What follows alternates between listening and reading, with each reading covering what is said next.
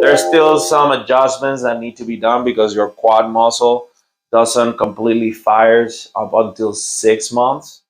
The quads are going to help you stand up tall. Okay. It helps your skeletal to be upright. Hamstrings are the one that are the opposite of your quads. However, if hamstrings get tight, then the quads don't function right.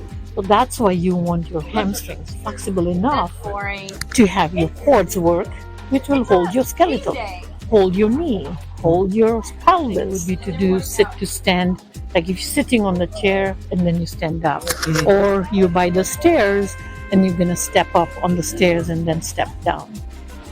Holding the rail till you feel confident you can sustain your body weight by climbing up or climbing down.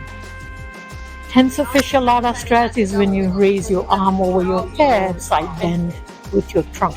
And you always make sure that you can go a little backward bend. Standing up straight is kind of is also important in keeping this all together. Correct. The worst will be your problem. Invested so much into having a new knee joint doesn't mean you slack off another part of your body. You have to continue watching how you hold yourself upright. Bueno, sí.